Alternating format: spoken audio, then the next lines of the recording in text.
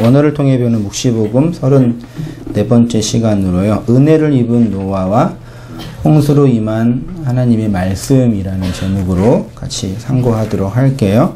무드셀라라는 뜻은 그가 죽으면 그것을 보내리라. 내가 죽으면 무엇이 온다 라는 의미라고 했지요.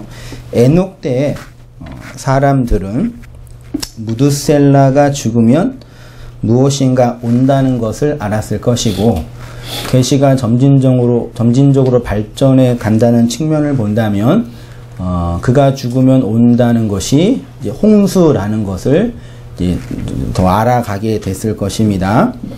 그러나 무드셀라라는 하나님의 메시지가 969년 동안 계속 선포되어 있음에도 불구하고 홍수를 준비한 사람은 노아와 그의 가족뿐이 없다라는 것이 성경이 진술하고, 그러니까 969년 동안 무드셀라가 태어나서 이름이 불려지고 죽을 때까지가 단지 무드셀라가 산 게 아니라 하나님의 말씀이 선포되고 있는 거죠.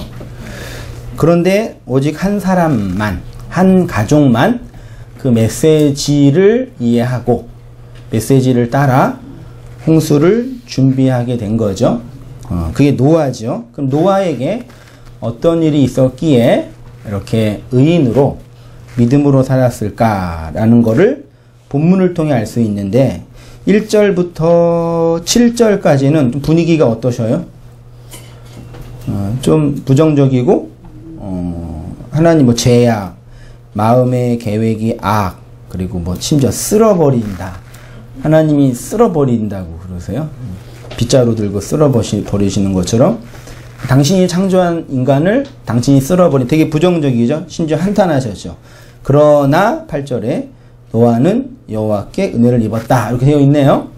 여기 노아는 여호와께 은혜를 입었다 이 부분을 원문으로 보면, 원어로 보면 바 노아흐 마차 헨 베아인 예호바, 제가 그 원형으로만 썼는데 노아흐는 노아고요. 바는 접속사라 그랬죠.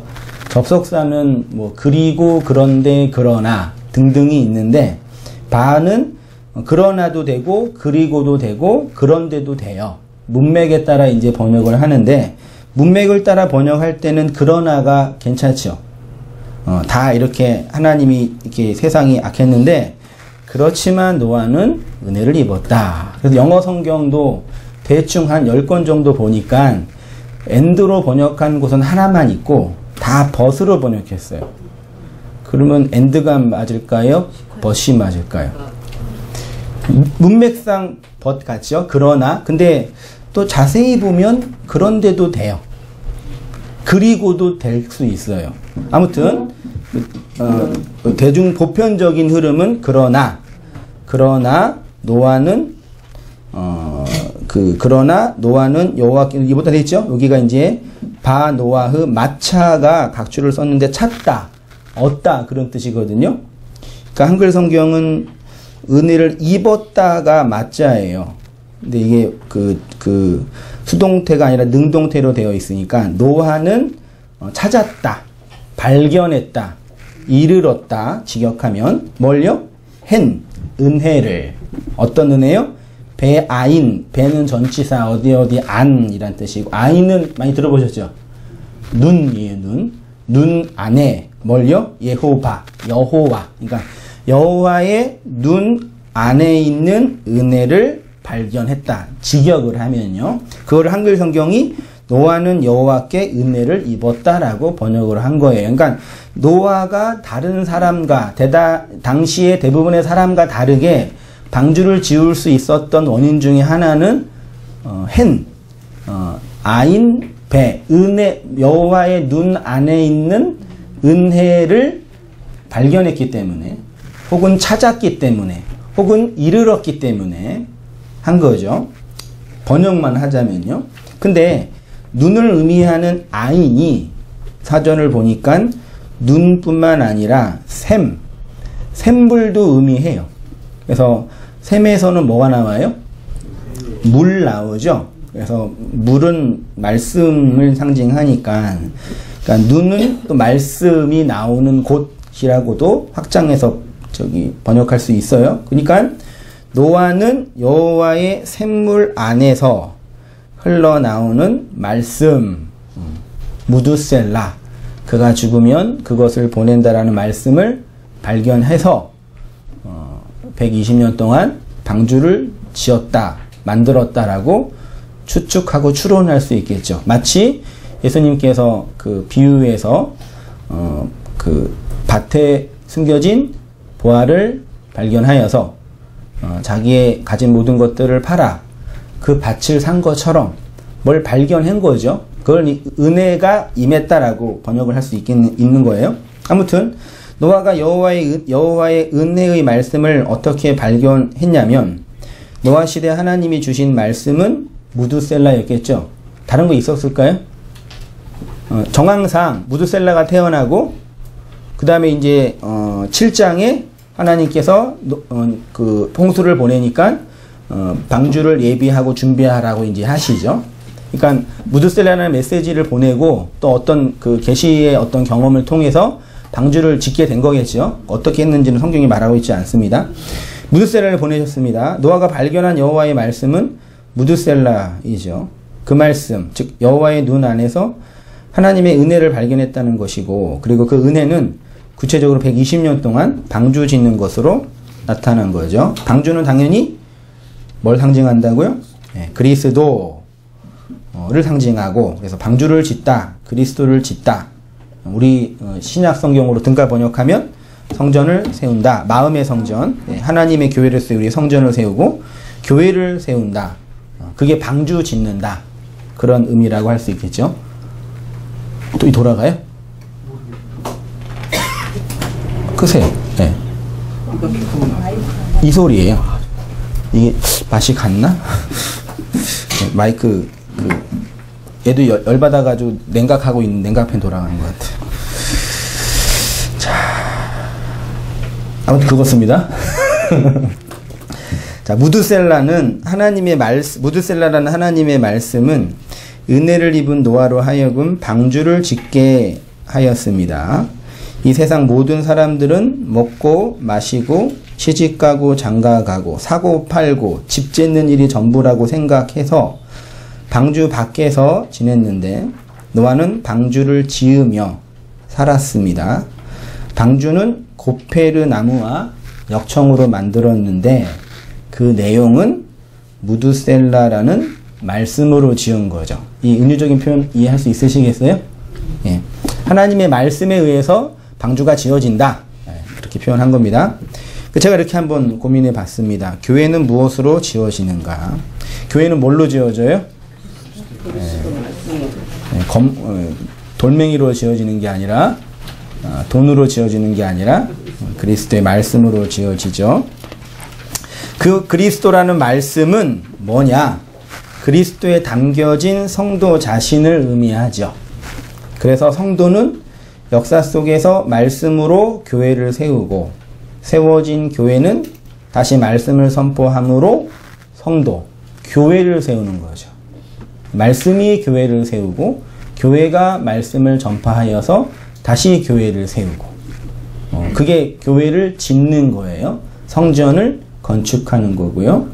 교회는 먹고 마시고 시집가고 장가가고 사고 팔면서 살아가는 이 세상에서 그리스도를 먹고 그리스도를 전하고 그리스도와 연합하여 세워져 가는 것입니다.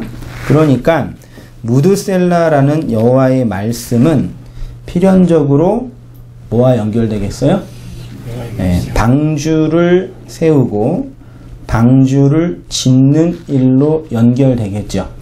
그러니까 무두셀라라는 말 자체가 홍수를 보낸다라는 하나님의 예언이고 사건이고, 그렇기 때문에 방주를 짓는 건 당연히 연결되죠.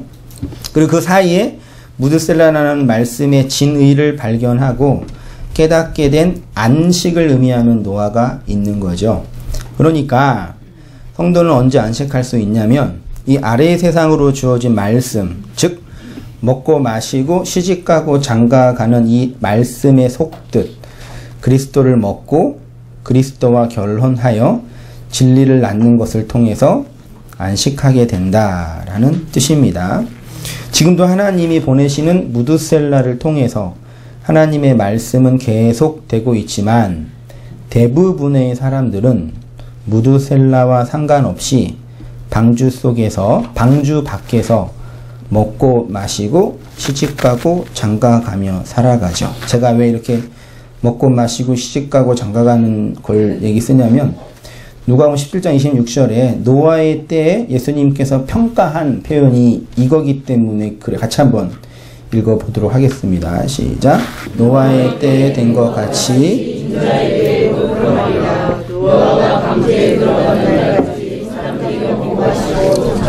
시집가더니 홍수가 나서 그들이 다 멸망하였으며 또 롯의 때와 같으리니 사람들이 먹고 마시고 시집을 팔고 집짓더니 롯이 소돔에서 나가던 날에 하늘로부터 불과 유황이 비오듯 하여 그들을 멸망시켰으니라. 인자에 나타나는 날에도 이러하니 노아의 때, 인자의 때, 롯의 때의 사람들의 삶의 방식이 먹고 마시고 장가들고 시집가고 그리고 사고 팔고 집 짓는 거죠. 이거는 다 누가 살아가는 삶의 방식이에요? 이 세상의 모든 사람들이, 성도도 우리도 똑같이 일상이다 이거죠. 이게 말하자면 율법 아래서 살아가고 있는 모든 사람의 삶의 방식이겠죠. 이게 나쁘다, 악하다 그러는 거 아니에요. 그러니까 다시 본문으로 오셔서 창세기 6장 1절부터 7절까지가 사람들의 삶의 방식이 먹고 마시고 시집가고 장가가고 집 짓고 사고 파는 그거였는데, 그런데 노아는 은혜를 입은 거예요. 느낌이 좀 다르지 않나요? 그러니까 그런데 노아가 은혜를 입었다는 얘기는 아래의 세상에서 모든 사람이 율법 안에서 다 살고 있는데, 근데 노아는 그 율법을 통해서 그것의 진리를 알아서 살았다 라는 얘기죠. 쉽게 결론적으로 말하면 사람들이 이 아래의 세상에서 행하는 거, 다시 말해 먹고 마시고 장가가고 시집가고 사고 파는 그 일은 뭘 내용으로 담고 있는 거예요? 그리스도 안에 들어가는 말씀의 행위라는 거죠. 그러니까 쉽게 말하면 뭘 먹어요? 그리스도를 먹고. 누구와 결혼해요? 그리스도와 결혼하고. 어떤 집을 세워요? 그리스도라는 집을 세우고. 뭘 팔아요? 그리스도를 팔고 말씀을 전하는 걸 판다고 표현하는 거예요. 나누고. 다 아래의 세상에서 우리가 행하고 있는 모든 이 행위가 말씀의 행위예요. 제 표현으로는 말씀의 행위 다 하고 있는데, 은혜가 없으면, 은혜에서 소외되면 그 일이 뭔지 몰라요. 그래서 방주 밖에서 행하는 모습으로 나타나는 거죠. 말하자면 모든 사람이 다 말씀의 행위를 행하고 있는 거죠. 어떤 의미에서는. 근데 행하고 있는데 그게 무엇을 의미하는지를 몰라요. 아주 간단하고 종이 한 장 차이지만요. 볼게요. 그리스도 안에 들어가지 못한 채 방주 밖에서 멸망당합니다. 노아의 때나 인자의 때나 현재나 말씀과 관련하여서는 모두 똑같습니다. 우리가 이 세상에서 먹어야 할 것은 뭐예요? 그리스도라는 말씀이죠. 그렇죠? 진리라는 말씀이죠. 은혜라는 양식이죠. 그걸 먹어야 사는 거죠. 누구와 결혼해야 돼요? 예쁜 처자와, 그것도 해야죠. 먹고 살면 결혼할 편 아니지. 많이 이상하다. 진짜 결혼해야 할 거는 그리스도와 결혼해야 되죠. 어차피 이 세상에서 먹고 마시고 시집가고 장가가고 집 짓고 사고 파는 거는 없어질 거잖아요. 사멸할 거잖아요. 그것을 하라고 한 이유는 이것이 전부 다가 아니고, 이것을 통해서 뭘 알아야지, 뭘 배워야지, 뭐가 돼야지, 어디로 가야지, 등등의 표현이 되는 거죠. 자, 진리를 배우고 전하고 나누어야 하는데, 이것이 무엇인지 모르고 먹고 마시고 결혼하고 사고 파는 일이 모든 것이라고 생각합니다. 그러니까 지금이 노아의 때이고 인자의 때이며 롯의 때죠. 그래서 노아의 때는 하늘과 땅에서 물이 나와서 다 익사당해서 죽었고, 롯의 때는 하늘에서 불과 유황이 떨어져서 다 멸망되었죠. 이런 거예요. 그러면 땅에서 흘러나오는 물과 하늘에서 쏟아진 물, 하늘에서 쏟아진 비처럼 쏟아진 유황과 불은 뭘까요? 뭘로 하나님이 세상을 심판하시고 쓸어가셔요? 결론적으로 말씀이죠. 그래서 홍수를 신약 성경이 뭐라고 표현하냐면 세례라고 표현해요. 세례는 뭐예요? 세례 다 받으셨어요? 언제? 어디서? 누구 목사에게? 전도사는 세례 못 줘요. 받으셨죠? 오늘날은 이제 기독교 관련 직장이나 학교 가려면 세례 증서 없으면 못 들어가죠. 진짜 그래요. 기독교 관련 그룹이나 뭐 학교나 그런 법인이나 가면 세례 증서, 또 모르겠죠. 뭐 집사 증서 필요하나요? 뭐 있어야 되더라고요. 그래서 우리가 일반적으로 생각하는 세례는 다 그거죠. 근데 그 세례는 지금 본문이 말하는 홍수와 관련해서 세례는 아니고, 초대교회 이후에 교회가 조직화되면서 자신들이 믿는 도리를 따라 조직화했잖아요. 그러니까 인간의 모임이 됐잖아요. 그 틀 안에서 자신들이 만든 교리적 체계죠. 그거 나쁘다, 옳지 않다라고 말할 필요도 없지만, 또 그게 성경의 그 진리다라고 말할 필요도 없는 거예요. 아무튼 구약의 노아 시대 때 노아의 홍수가 몇 년 전에 일어난지 혹시 아세요? 성경 연대기로 보면 지지선이 아실 것 같아. 몇 년, 한 7,000년 전인가? 대충 1만 년 안 돼요. 그러니까 지금으로부터 몇천 년 전이에요. 그때 그 노아의 홍수, 하늘과 땅에서 비로 세상을 멸절하는 그 사건이 예수님 당대에는 세례로 설명된 거예요. 그 세례는 사실은 어디에 빠져 죽는 거예요? 물은 말씀이니까 말씀에 빠져 죽는 게 세례예요, 사실은요. 그 세례 받으셨죠? 언제 받았나 기억나세요? 다 받아서 죽고 나오신 거죠? 아직 거기서 꼬르륵 하고 계셔요? 아니면 여기까지만 여기까지만 들어갔어요? 그러면 죽어요, 안 죽어요? 끝까지 버티는 데가 어디예요? 거기서 꼬르륵 울고 그런 분도 계시는 것 같아요. 농담이었고요. 홍수를 한자로 보면 홍수 있죠? 네. 넓은 홍이래요. 홍자가 넓다 혹은 크다 혹은 뭐 많다, 이게 홍자의 뜻이고, 뒤에 있는 수는 당연히 물수자죠. 그래서 홍수는 크고 많은 물, 거대한 물, 큰 물, 설명할 수 있어요.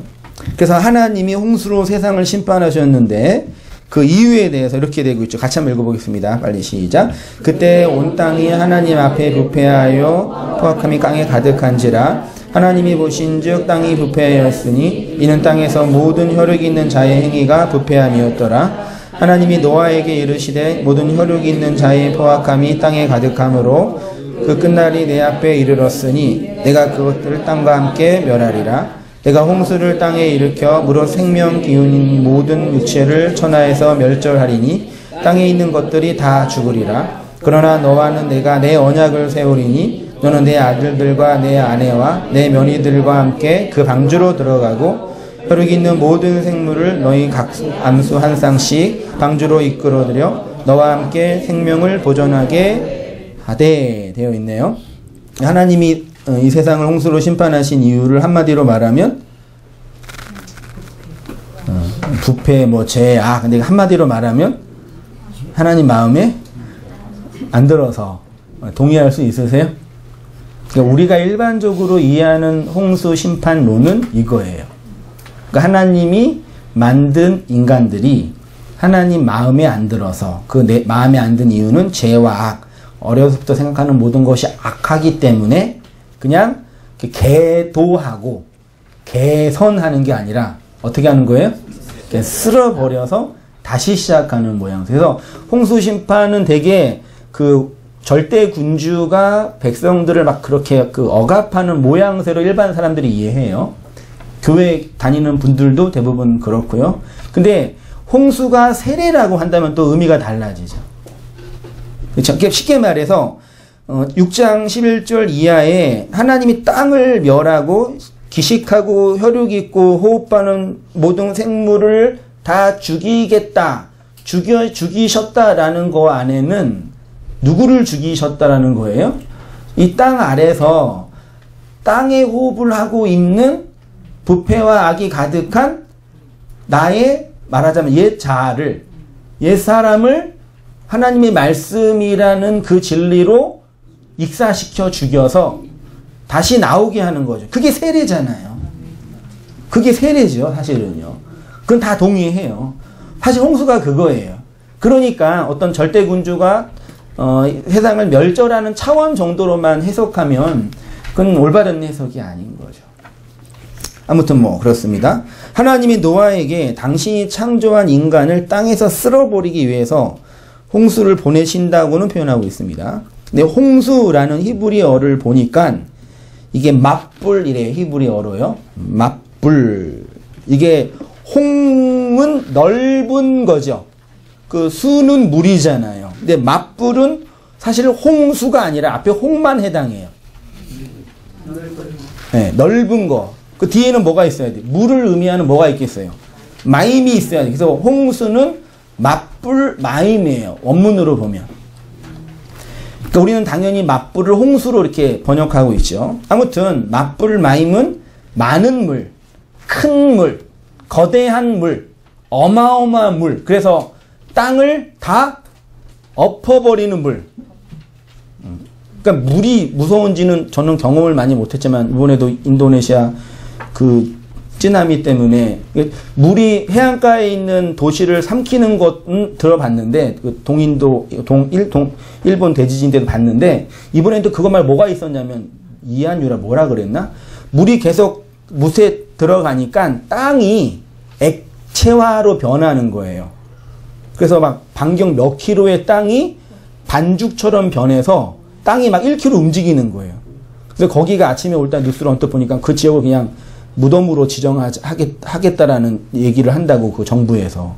그러니까 땅이 통째로 흔들리니까 거기에 땅에서 살고 있는 인간은 어떻게 되는 거예요?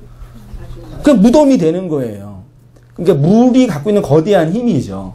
그러니까 홍수가 말하자면 그 땅을 그냥 이렇게 다 보내는 거예요. 그런 의미에서요. 근데 그거를 성경이 많은 물, 거대한 물이라고 표현하고 있어요. 근데 재미있는 게 제가 성경 사전을 통해서 많은 물이라는 성구를 찾아보니까 여러 개 있는데 몇 가지만 제가 한번 훑어봤어요. 시편 29편 9편 3절을 제가 읽어볼게요. 여호와의 소리가 물 위에 있도다. 소리가 어디에 있다고요? 물 위에. 희한하죠. 영광의 하나님이 우레소리를 내시니 소리를 내시니까 여호와는 많은 물 위에, 그러니까 물이 막 흘러가는 건 뭐라고요? 하나님의 소리예요. 물이 막 거대하게 물소리가 막 흘러가는데 그게 하나님의 소리래요. 에스겔서 43장 같이 한번 읽어보겠습니다. 시작. 이스라엘의 하나님이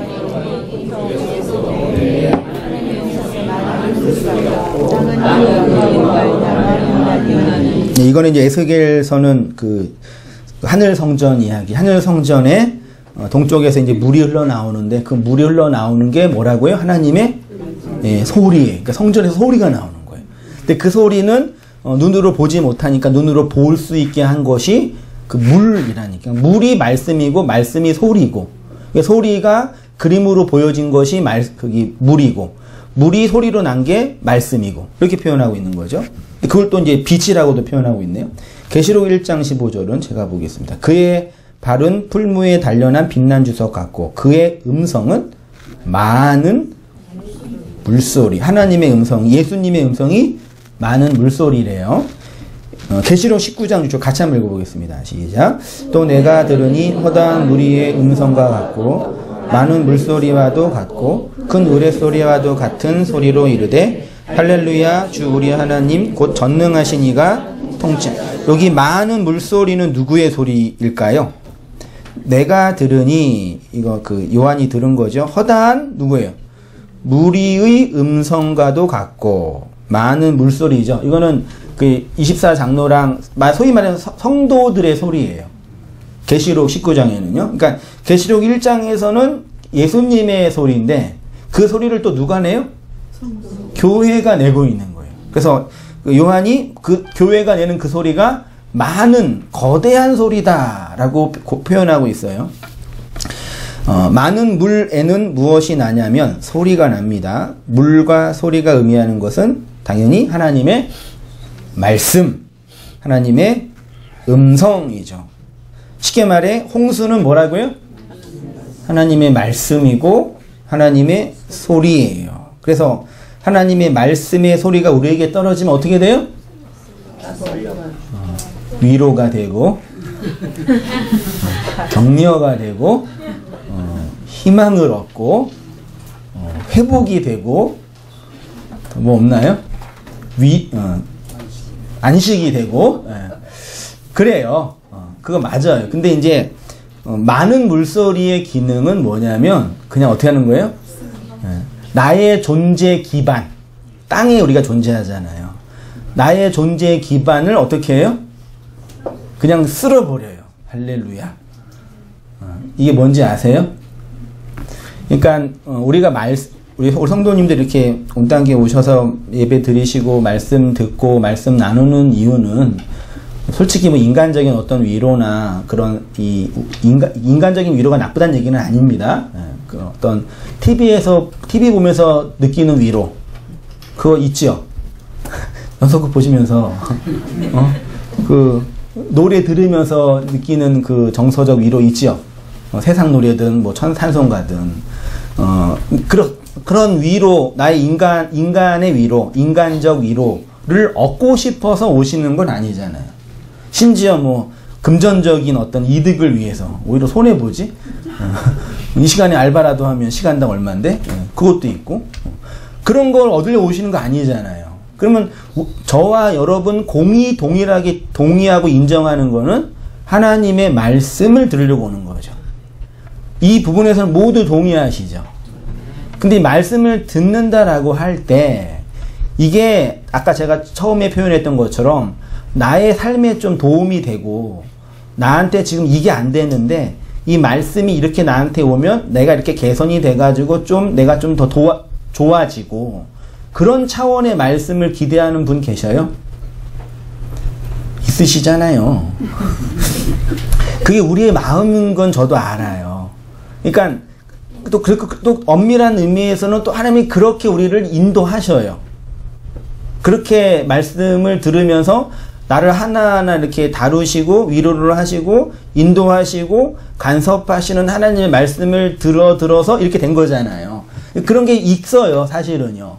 근데 말씀이 우리에게 정말 주고자 하는 근본적인 거는 이거예요. 부패하고 패역한 우리의 마음 밭을 개선하고 계도하는 게 아니라 그냥 싹 쓸어 엎으시는 거예요. 그거를 성도의 죽음이라고 표현하는 거죠. 근데 그걸 알면서도 말씀을 들으시면서도 교회를 오시면서도 안다고 하면서도 정말 그게 뭔지 모르시는 거예요. 이해되시나요? 그러니까 우리 마음과 심령 속에 뼛속 깊이 나를 지키고 싶은 마음이 있기 때문에 하나님의 이 말씀이 나한테 다가올 때 본능적으로 거부하는 것 같아요. 그런 분도 계시고 이런 분도 계시고. 근데 하나님은 반드시 우리를 어떻게 인도하신다고요? 궁극적으로? 물론 이렇게 미끼를 주셔서 위로도 해주시고 격려도 해주시지만 근본적으로는 우리의 땅 전체를 뒤집어 엎어서 쓰시는 거예요. 그래서 어떻게 태어나게 해요? 여기서 죽이시고 다시 태어나게 해요. 그 다시 태어난 사람이 누구예요? 말하자면 노아와 그의 8 식구예요. 그러니까 노아는 우리가 말씀에 의해서 쓸려 버려서 죽고 다시 태어난 새 자아, 거듭난 성도를 표현하죠. 그렇게 그리스도를 통해서 말씀을 통해서 죽고 태어난 성도의 현실을 우리의 신앙 고백으로는 뭐 한다 그래요? 뭐 거듭난다, 혹은 부활했다, 똑바로 섰다라고 표현하는 거죠. 그러니까 우리가 기도를 하거나 말씀으로 이렇게 하나님 은혜를 구할 때, 그 하나님 나한테 말씀을 주시려면 이렇게 인간적인 표현으로 좀 깨짝깨짝하게 좀 이렇게 삶 몇 개 개선시키고 필요한 거 몇 개 이렇게 주시고 그렇게 하지 마시고 어떻게 해요?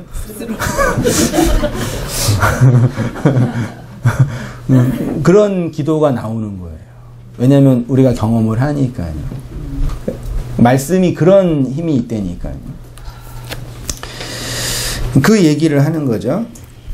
그러니까 홍수는 하나님이 당신의 마음에 들지 않는 사람들을 쓸어버리시는 사건이 아니라, 그렇게 오해는 충분히 할 수 있습니다. 아니라 이 아래 세상에서 먹고 마시고 시집가고 장가가고 사고 팔고 집 짓는 우리의 마음 땅을 그리스도 안으로 함몰시켜서 구원하는 하나님의 구속사를 설명하는 거겠죠. 그러니까 니네도 오래전에 고대 시대 때 홍수가 났어. 다 쓸어버렸거든. 니네들 예수님 하나님 안 믿으면 그렇게 홍수처럼 심판받아 죽어. 그 얘기가 아니라 누가 심판받았어요? 내가 하나님의 말씀으로 쓸려갔잖아요. 그쵸? 그러니까 저 사람이 심판받을 게 아니라 우리가 경험한 성도의 구원의 경험이라니까요. 그러니까 어디다 대고 다른 사람한테 네 예수님 똑바로 안 믿으면은 너 이렇게 돼. 그게 말이 되냐고요, 그게. 그러니까 성도의 기본적인 호몰로기오는 여기에서 시작해야 돼요. 모든 게 다요. 그러니까 성경에서 말하는 여러 가지 사건들은 사실은 우리 안에서 인생 속에서 경험했거나 경험하고 있거나 경험할 구원의 내용들을 설명하는 건데, 인간들이 자기를 지키기 위해서 자꾸 이렇게 이렇게 피하고 도망가는 다른 사람 취급하는 거예요. 그러니까 하나님이 밖에 계시는 거죠, 말하자면요. 그리스도가 밖에 계시는 거고 나랑 상관없는 말씀들이 되는 거죠. 다른 사람을 정죄하거나 나를 정당하려는 말씀으로요. 근데 이 지점이 구원과 은혜를 설명하는 가장 중요한 지점이에요. 저의 목회 경험에서 또 저 자신을 경험하더라도 말씀을 찾고 진리를 구하고 하나님 은혜를 찾는 우리들 중에도, 나 중에도 여전히 이 지점에서 고민하고 아파하면서 한 발 뺀단 말이에요. 그런 분들 계셔요. 그래서 내 속에 임한 나의 말씀의 경험으로서의 홍수의 경험이 아니라 밖에 일어난 사건으로 본다니까 자꾸요. 다 우리 안에서 말씀을 통해서 경험되는 내용들이란 얘기죠. 그쵸? 하나님이 옛날에 세상을 물로 심판했으니까 너희들도 조심하라가 아니라 많은 물소리로 임한 하나님의 말씀이 우리의 옛사람을 죽이고 새 사람을 방주 안으로 함몰시키는 하나님의 은혜의 사역을 설명하는 거예요. 얼마나 은혜로운 하나님의 사역입니다. 그러니까 심판하시는 하나님, 당신이 만들어 놓은 이 인간들이 마음에 안 들어서 그냥 막 하시는 하나님이 아니라 그 말씀으로 나를 새롭게 거듭나게 하시는 하나님의 사역이라니까요. 그런 의미에서 홍수는 우리의 인생 속에서 떨어지는 하나님의 말씀과 소리를 상징합니다. 하나님의 말씀의 소리를 진리로 알아먹고 죄와 악을 상징하는 옛사람을 버리면 물에서 건짐을 받아 구원받는 거죠. 그거를 신약 성경이 뭐라고 표현했다고요? 세례. 그래서 그러니까 모든 개신교에서 성례 전 거룩한 예식을 상징하는 게 뭐예요? 세례와 성찬이에요. 이 두 가지는 카톨릭 또 그러니까 모든 기독교 신학적으로 좀 다른 분파도 범기독교에서는 다 하는 거예요. 세례와 성찬을요. 근데 다 세례와 성찬은 사실 뭐예요? 말씀을 먹고 말씀에 익사당하는 거예요. 그래서 진짜 세례는 침례를 하는 게 맞지요. 물이라는 말씀에 들어가서 그 인도할 때 다 물에 다 빠뜨리죠. 침례교는요. 근데 우리 장로교는 이렇게 어떻게 해요? 이렇게 깨짝깨짝 이렇게. 물론 이제 교회에 이렇게 목욕탕 만들기 힘드니까 이해는 할 수는 있는데 그래도 사람이 많이 오니까 또 이렇게 하는데 일단 상징하는 거예요. 이 조금만 물이든 큰 물이든 말씀이니까 이만한 물이도 물이 떨어지면 익사당하는 거죠. 상징적으로. 근데 그렇게 알고 하면 되는데 이게 무슨 거룩한, 그래서 심지어는 카톨릭은 거룩한 성수라고 하잖아요. 그래서 옛날 일화를 보니까 군대에서 이제 그 카톨릭이랑 기독교랑 이제 연합 집회를 하는데 성찬을 같이 하기로 했나 봐요. 근데 예상 인원보다 사람들이 많이 안 오니까 그 성찬 포도주랑 떡을 준비했는데, 뭐 개신교는 준비했는데 남으면 어떡하면 돼요? 그냥 먹으면 되고 버려도 되잖아요. 근데 카톨릭은 그거는 저기 공제설이 아니라 무슨 설이지? 화채설이거든요. 그게 예수님이 피고 예수님의 몸이에요. 이걸 버리면 뭘 버리는 거예요? 그러니까 신부가 이제 걱정이 돼요. 이거 어떻게 할지 모르는 거예요. 이거 뭐 남아가지고. 그런 말도 안 되는 일이 벌어진다니까요. 지금도 그런단 말이에요. 그러니까 세례는 말씀에 익사당해 죽는 거예요. 그렇죠? 성찬은 그리스도를 말씀으로 먹는 거잖아요. 초대교회가 항상 모이면 뭐 했어요? 세례 성찬하고 세례했단 말이에요. 제가 와가지고 개척해가지고 세례 한 명도 안 줬어요. 진짜예요. 우리 집사람이 왜 당신은 세례 안 주냐고. 애들도 많이 있는데 성찬도 한 번도 안 했어요. 왜요? 성찬 도구가 없어. 그러고 보니까 은혜 받으시는 성도가 몇 개 사주시던데 우리는 안 사주시더라고. 필요 없어. 그러니까 뭐 해도 되죠. 그러니까 하면서 이것이 하나님의 말씀을 이렇게 우리가 잘 모르니까 설명하는 거다 설명해 주면 되는데, 자꾸 사람들이 이제 그 내용은 모르고 형식과 제도에 빠지잖아요. 해도 돼요. 하는 게 나쁜. 그리고 매주 하면 더 좋아요. 사실 이게 성찬이죠. 이게 세례잖아요. 단지 이제 기독교 관련 학교에서 세례 증서 못 주니까 좀 아쉬우니까 그런 분들은 얘기하세요. 제가 이렇게 개인적으로 드릴게요. 합동교단 목사를 줄 수는 있어요, 제가요. 근데 이 세례가 헬라어로 이제 밥티조래요, 밥티조. 이 밥티조는 밥토라는 동사에서 왔는데, 이 밥토는 물에 담그다. 뭐 이 뜻은 괜찮은데, 또한 물로 멸망시키다. 사전을 찾아보니까 헬라 시대 때 이렇게 사용된 언어래. 그러니까 고대 시대든 뭐 지금도 모든 종교에는 다 뭐가 있냐면 정결 예식이 다 있잖아요. 특히 고대 시대는 어떤 제사에 참석하거나 어떤 성례에 참석할 때 반드시 뭐예요? 목욕 재개하고 들어갔단 말이에요. 그게 다 물로 씻는다 그 뜻이에요. 근데 물로 씻는데 어떻게 씻어요? 익사시켜 죽인다는 얘기예요.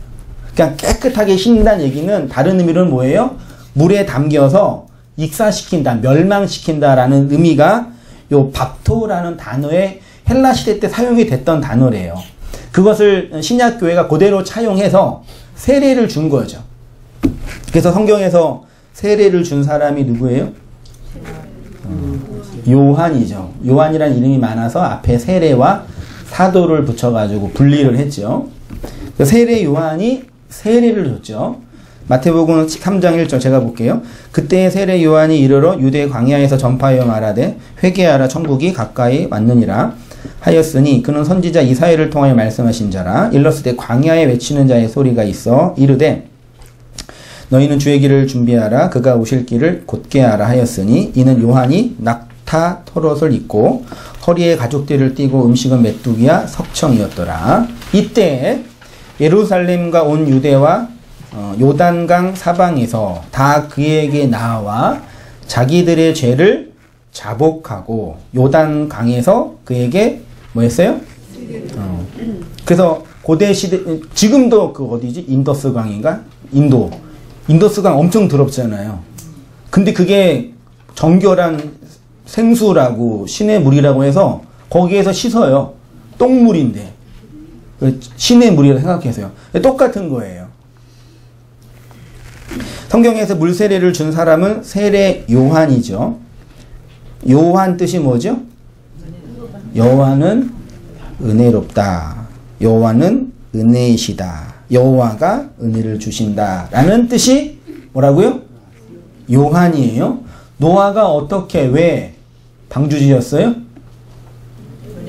여호와께 은혜를 입어서 여호와의 말씀 안에서 은혜를 찾아서.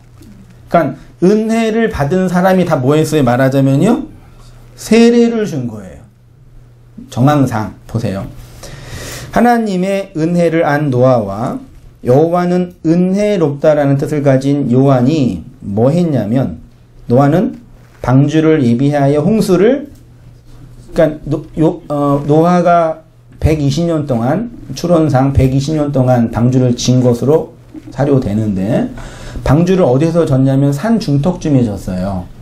그러니까 단지 노아가 방주를 짓는 거는 자기가 보전하고 나중에 심판에서 구원받아야 되겠다는 개인적인 구원 차원 정도가 아니라, 방주를 짓는 행위는 그 시대를 향한 뭐예요? 말씀의 선포예요. 되게 중요합니다. 그러니까 방주를 짓는 행위는 개인의 구원, 개인의 사명을 감당하는 차원 정도가, 그 일을 잘 감당하면 내가 개인이 구원받고 내가 사명을 잘 감당하는 차원도 되지만, 이 세상에게 뭘 선포하는 거예요?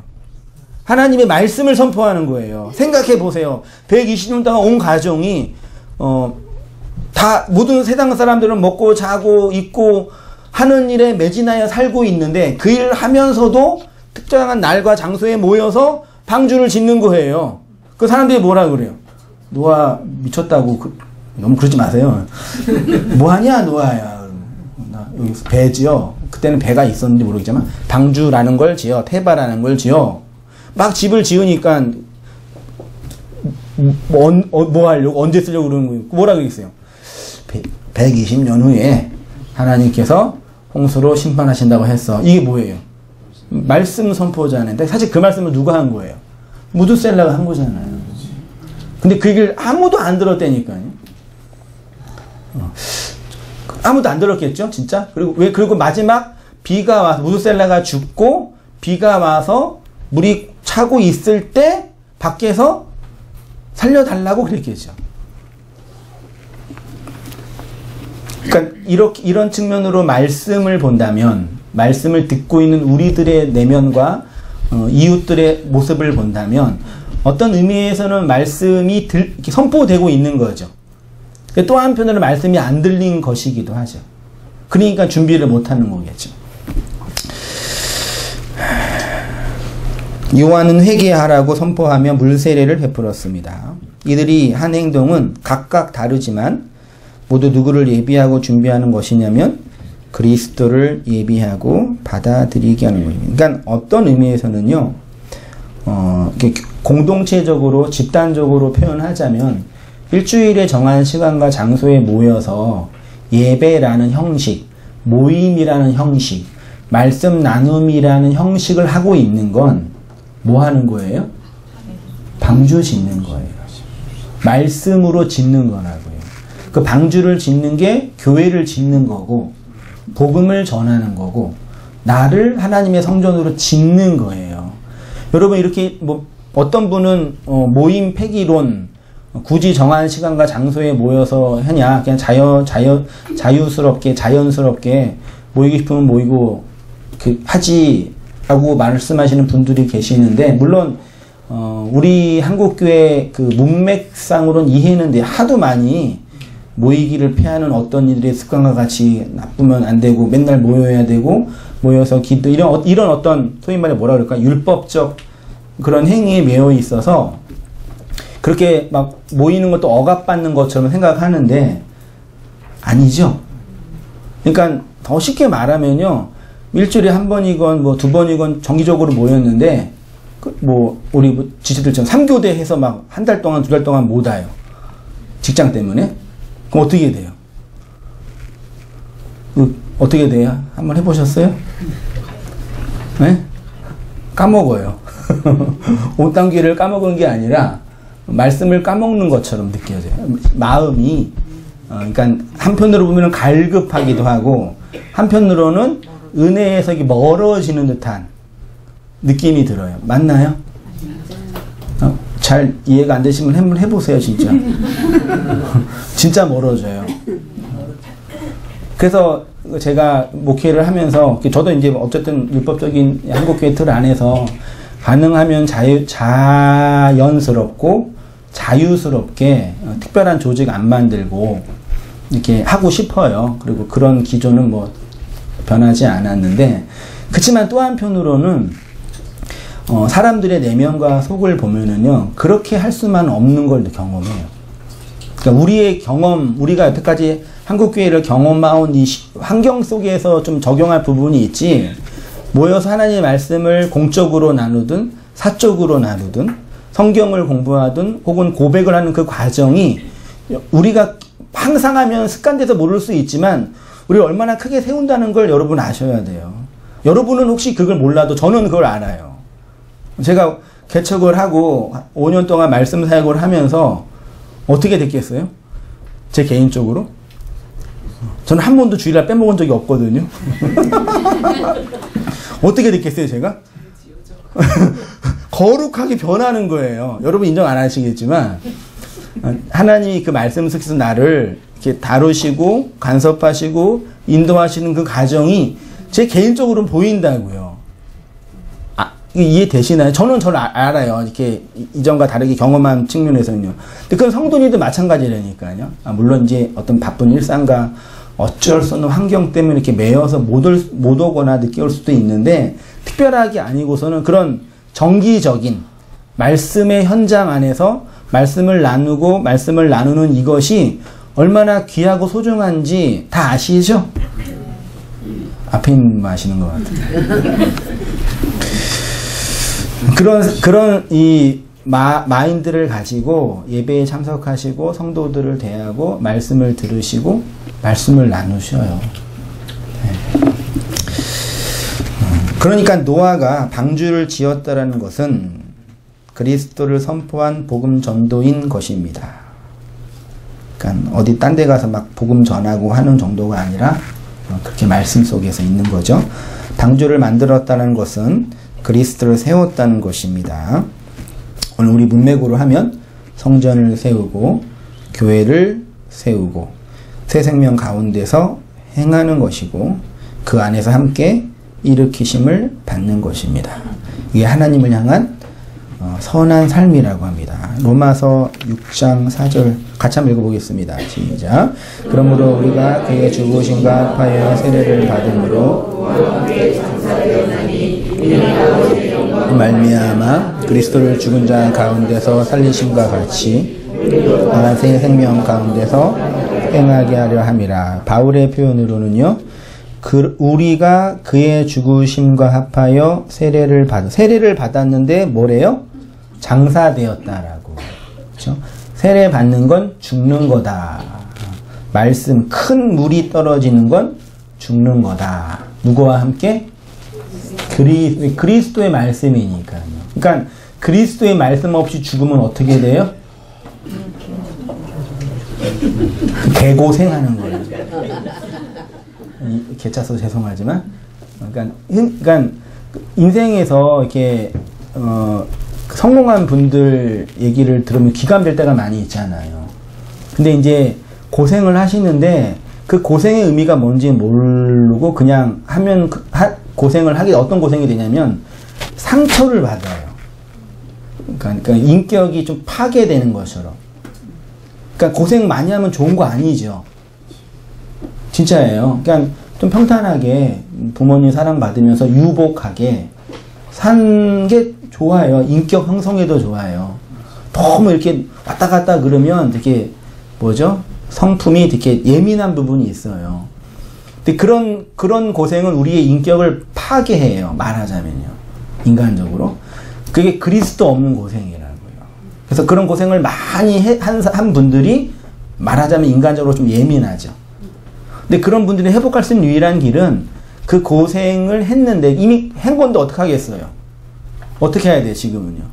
그 고생한 거를 지금 하나님 말씀으로 해석하고 이해해야죠. 그러면 완벽한 회복은 안 되지만 어느 정도 회복은 돼요. 그게 말하자면 그리스도 안에서 죽는 거죠. 그러니까 그냥 죽으면 안 되고 어떻게 죽어야 돼요? 말씀으로 죽어야 돼요. 진리로 죽어야 돼요. 그냥 개고생하고 힘들게 사는 게 좋은 게 아니라 하나님의 말씀으로 죽어야 된다고요. 그 얘기를 하는 거예요. 그렇게 죽었어요. 이는 아버지의 영광으로 말미암아 그리스도를 죽은 자 가운데서 또 뭐래요? 살리심과, 이게 살리다가 위로 나다 거듭나다 그 뜻이거든요. 그걸 뭐라 그래요? 새 생명 가운데서 뭐 한다고요? 행한다. 그래서 거듭난다. 위로 똑바로 선다. 부활한다. 그거를 달리 표현할 수 없으니까 새 생명 가운데서 행한다. 제가 이 표현을 말씀을 행한다 라고 표현해요. 그러니까 행하는 건, 그러니까 자꾸 여러분 이제 우리 온땅교회 식구들, 말씀을 듣는 성도님들, 우리 안에는요, 좀 그런 언어적인 통합과 이해가 있으면 좋겠어요. 뭐 지금도 여전히 동의하지 않을 수도 있으시겠지만, 하나님의 말씀이 우리에게 떨어져서 생명으로 깃들여지면 존재적 행함이라는 게 나와요. 그러니까 행함 이런 단어만 벌써 들으면은 또 뭘 행하라는 얘기야. 또 율법적 행위를 하라는 이렇게 오해하시는데 인간의 존재가 행위 없이 설명될 수 있나요? 없단 말이에요. 그러니까 이런 행함을 또 표현하면서 또 이 율법적으로 하라고 표현하는 것처럼 기복적인 또 얘기를 그 얘기가 아니라 하나님의 말씀이 우리에게 떨어지면 그 말씀이 이끌어내는 새 생명의 행함들이 있어요. 마치 노아가 120년 동안 인고의 세월 속에서 묵묵히 방주를 짓고 교회를 세웠던 것처럼 성도 안에도 그 교회를 세우고 성전을 세워가고 방주를 짓고 복음을 선포하는 그 말씀의 행함들이 있는 거죠. 이해되시죠? 그게 우리한테 자유고 기쁨이라고요.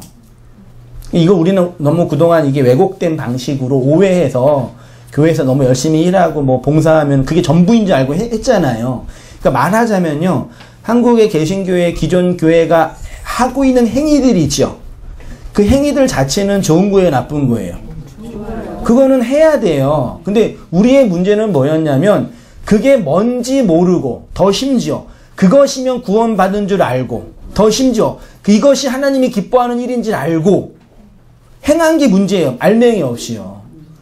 이해되시죠? 그래서 열심히 행해도 우리한테 기쁨이 주고 혹은 기회가 안 되거나 형편이 안 돼서 못 행해도 우리를 자유롭게 하는 힘이 있는 거죠.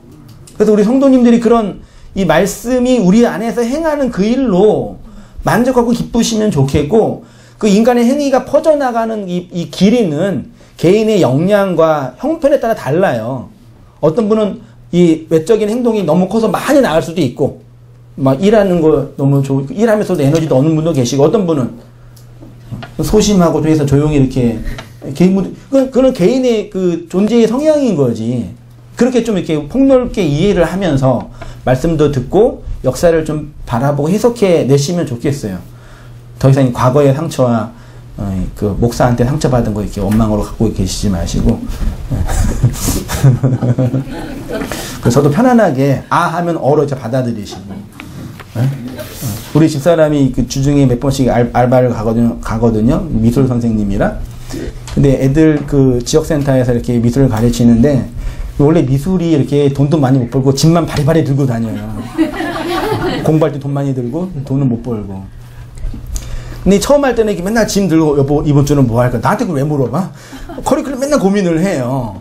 왜냐면 애들이 그 새로운 미술 그 커리큘럼 안 주면은 실증 내니까 고객들이 예민하잖아요. 그래서 이제 고민하다가 한 몇 년 정도 애들과 이게 인격이 좀 이렇게 공부를 쭉 하니까 도화지 한 장과 연필 하나만 갖고 가도 편안하게 미술 공부할 수 있는 게 돼요. 이게 어떤 의미인지 아시겠어요? 네. 마치 교회에서 우리가 말씀으로 모인다는 얘기는 그런 그 품과 여유가 필요한 거예요. 네. 그래서 어떤 분은 한승희 목사가 주중에 일을 하더니 설교가 너무 은혜롭다 말씀하시는 분 계신가 하면 또 어떤 분은 목사님 주중에 일하셔서 설교가 이상해졌다는 말씀도 계셔요. 계셨었어요. 그거 어떻게 해야 돼요? 신학적으로 공부해 볼까요? 목사의 생업이 설교 사역에 도움이 되나 안 되나? 그런 신학 논문이 없어요, 한국에. 그러니까 그런 좀 이렇게 말씀에 대한 이 삶에 대한 하나님 은혜에 대한 그런 좀 여유로움을 가지고 품을 가지고 이렇게 좀 이렇게 살아가는 그 훈련이 필요할 수도 있겠죠. 그게 좀 필요해요, 우리 성도님들이. 저도 그렇고요. 죽으심은 말씀 안에서 죽는, 그러니까 말씀으로 죽어야 돼요? 그냥 죽으시면 상처받아요? 네, 진짜예요. 누가 나한테 막 이렇게 막 너 이 문제야 그러면 상처되잖아요. 근데 말씀이 나한테 오면은 상처돼야 안 돼. 나의 죄를 자복하고 나의 부족함을 인지하잖아요. 그렇지만 그것이 상처가 안 되잖아요. 기분 나쁨이 안 되잖아요. 그게 말씀으로 죽는다는 뜻입니다. 골로새서는 제가 볼게요. 너희가 세례로 그리스도와 함께 장사되고 똑같네요. 또 죽은 자 가운데서 그를 일으키신 하나님의 역사를 믿음으로 말미암아 그 안에서 함께 일으키심. 이게 부활이거든요.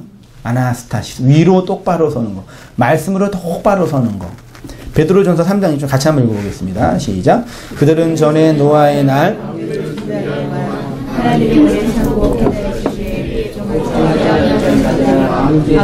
물로 말미암아 구원 얻는 자가 몇 명뿐이니 겨우 8명이라. 물은 예수 그리스도께서 부활하심으로 말미암아 이제 너희를 구원하는 표니 세례라. 이는 육체의 더러운 것을 제하여 버림이 아니요 하나님을 향한 선한 양심에. 이 본문을 쭉 보시면 12절 하반절쯤에 방주에서 물로 말미암아 구원을 얻는 자가 몇 명뿐이니 겨우 8명 그랬죠. 이 뉘앙스는 어떤 뉘앙스예요? 고작 8명만 구원받았다 그런 느낌인데 원문을 보면 겨우라는 단어는 없어요. 그리고 몇 명뿐이는 그 8명 뿐이다. 그러니까 거의 없다. 그러니까 구원받는 자가 많아요, 적어요? 적다는 얘기는 인원수로 적다는 얘기예요? 인원수로 적다는 얘기가 아니에요. 그러니까 태초부터 창세기 1장부터 지금까지 교회 역사 속에서 구원받는 자가 몇 명쯤 될까요? 14만 4천이잖아요.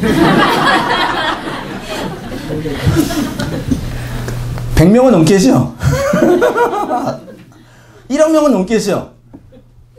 그러니까 이거 물리적으로 숫자가 적다는 얘기가 아니라 하나님의 말씀이 속으로 들어간다는 건 이게 하나님의 일이 아니고서는 안 된다라는 뉘앙스죠. 그걸 8로 표현한 거예요. 그러니까 그 당시 인구에서 8명이면 거의 있는 것도 아니잖아요, 솔직히요. 그걸 말하는 게 아니라 하나님의 말씀으로 죽고 거듭난 자가 몇 명이라고요? 8이라고요. 그러니까 하나님의 말씀으로 죽고 다시 태어난 게 8이라고요. 8이 뭐예요? 7 다음이잖아요. 7째 날 다음을 성경이 뭐라 그래요? 안식 후 첫날이라. 예수님이 부활해서 언제 나타나요? 안식 후 첫날 제자들에게 나타나가지고 성령 받으라 그러고 평안을 받으라 그랬잖아요. 그러니까 8은 안식이 지나서 구원을 얻는 성도의 거듭남, 부활을 설명하는 숫자죠. 그게 방주 안에 8로 설명한 거예요. 그러니까 숫자 8로 보지 말고 의미 8로 보면 돼요. 부활의 3, 거듭남의 3, 옛자에 죽고 태어난 자의 3. 그러니까 보세요. 그러니까 그럼 부활의 삶이 뭐고 나의 삶이 뭐냐 물으시잖아요. 이거 쉽게 말하면 예수님 안 믿으면 니네 다 물로 심판받아 죽어. 이건 다 다른 사람 얘기잖아요. 근데 부활하고 거듭난 자의 삶에는 뭐가 있어요? 홍수, 많은 물로 나의 옛자가 죽고 죽어가고 지금은 태어나서 그리스도와 함께 살고 있어요. 그게 부활의 삶이라고요. 그걸 호몰로게오라고 하고요.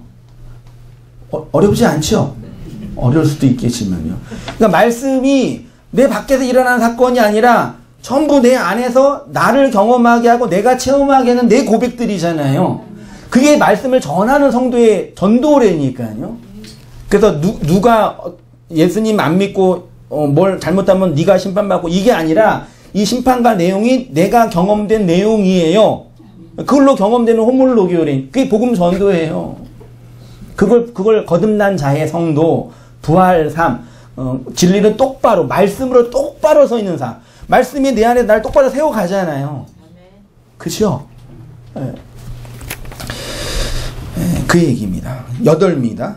물은 예수 그리스도께서 부활하심으로 말미암아 이제 너희를 구원하는 표니 뭐래요? 세례라. 물은 홍수, 큰 물이에요. 많은 물. 신약 교회가 이러한 삶을 살아갈 수 있었던 것은 하나님을 향한 선한 양심의 강구, 혹은 그리 안에서 함께 일으키심을 받은 것, 혹은 새 생명 가운데서 행하는 삶. 이렇게 여러 가지 표현을 했지만 그 표현을 한마디로 말하면 부활의 삶, 진리로 똑바로 서는 삶, 말씀으로 똑바로 서는 삶. 그 얘기는 말씀의 내용으로 죽고 다시 태어난 나의 호물로게오의 고백, 그 삶. 살 수 있었던 것은 그리스도가 부어주신 성령으로 세례를 받았기 때문입니다. 이렇게 그리스도의 영을 받아 이 세상을 살아가는 자를 여덟의 삶, 팔로 살아가는 삶, 혹은 부활의 삶, 거듭나는 삶, 방주를 짓는 삶, 교회를 세우는 삶, 안식하는 삶, 항상 기뻐하고 기도하는 삶 등등으로 신약성경이 어떻게 표현할 방법이 없잖아요. 표현한 거죠. 이러한 삶을 부활의 삶이라고 하고 말씀으로 똑바로 서는 삶이라고 합니다. 이렇게 말씀으로 똑바로 서는 삶은 여호와의 눈 안에서 발견한 말씀으로 아래의 세상에 주어진 먹고 마시고 시집가고 장가가고 사고 팔고 집 짓는 일이 그리스도에 관한 것임을 아는 자 안에서 흘러나오는 고백이죠. 그러니까 세상 사람들은 먹고 마시고 이 일을 하면서 열심히 하면은 자기 의가 만들어지고 못하면은 상처받고 세상을 원망하잖아요. 우리도 그 일 다 똑같이 하죠. 안 하면 살 수 없는데 어떻게 해요? 하는데 그것이 그리스도를 먹고 그리스도와 결혼하고 그리스도로 지어지는 하나님 나라의 일이라는 내용을 담고 있는 일이라는 걸 알면 어차피 지나갈 일이고 파괴될 일이고 없어질 일들이잖아요. 그 일 때문에 상처받지 않고 교만하지 않는 안식의 삶. 그러니까 행하고 있는 그 일이 뭔지 아는 거죠. 이해되시나요?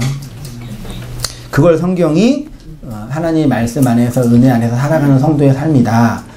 평안의 삶이다. 그 평강을 얻는 삶이다라고 등등으로 표현하는 거죠. 우리 모든 성도님들이 저와 함께 이 진리와 은혜의 삶에서 승리하시고 기뻐하시고 은혜로 살아가는 성도 되시기를 부탁드립니다. 기도드리겠습니다. 하나님 아버지, 주님의 은혜와 사랑을 인하여 감사합니다. 969년 동안 오래전 선포되었던 무드셀라의 선포처럼 120년 동안 노아의 존재와 가족들이 함께 세웠던 방주의 말씀의 내용처럼 우리 시대도 여전히 그 말씀의 내용들을 증거하고 깨닫게 하시고 경험케 하고 계시니 그 말씀의 내용을 담고 하나님 은혜로 살아가는 저희 모든 삶들 다 되어지도록 주님 인도하여 주옵소서. 나를 깨트리고 나를 삭제하고 나를 함몰시키는 이 하나님의 말씀의 사역이 결국 은혜인 것을 고백하게 하시고 그 속에서 거듭나 하나님의 말씀으로 오롯이 진리로 세워져 가는 우리의 모든 삶이 되어지도록 인도하여 주셔서 이 인내와 고난의 삶 속에서 그리스도가 보여주신 그 은혜로 온전히 살아가는 저희의 모든 삶이 다 되어지도록 주님 인도해 주시고 은혜 내려 주옵소서. 감사드리며 예수님의 이름으로 기도합니다. 아멘. 아멘. 찬양하기 광고 오늘 처음 오시거나 오랜만에 오시거나 제 눈에는 몇 분 뵈시는데 여기 앞에 한 손만 이렇게 두 분, 우리 자매님 가족 아니세요? 아니세요? 한 손만 이렇게 들어주세요. 처음 오신 분 네 분이 뒤에도 오늘 박수로 우리 한번 많은 건 제가 안 여쭤줍니다. 부담 덜 하시니까 기회가 되시면 함께 꾸준히 예배 참석하고 함께 모이고 말씀 나눴으면 좋겠어요. 다 함께 일어나셔서 찬송과 찬양 복음동가 맨 뒤에 29번 예수 늘 함께 하시는 찬양 드리겠습니다.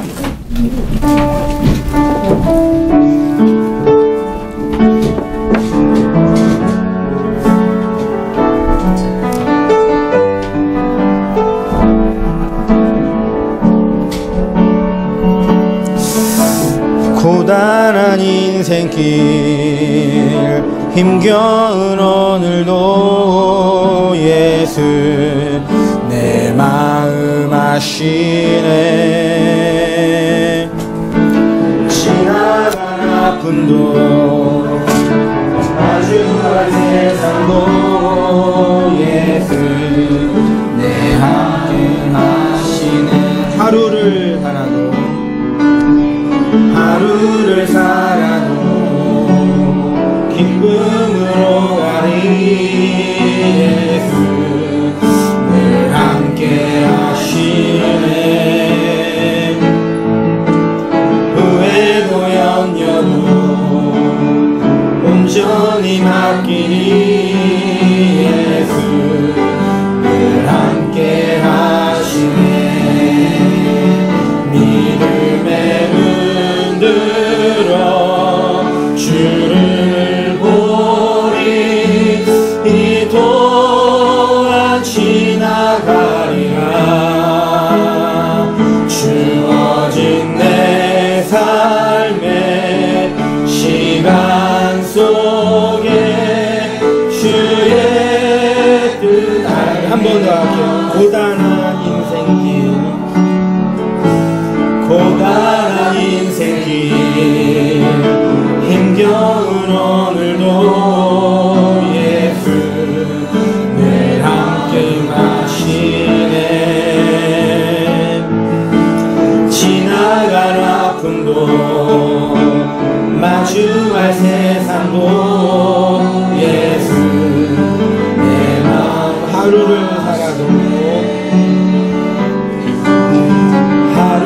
살아도 기쁨으로 가리 예수 내 맘에 하시네. 후회도 염려도 온전히 맡기리 예수 늘 함께 하시네.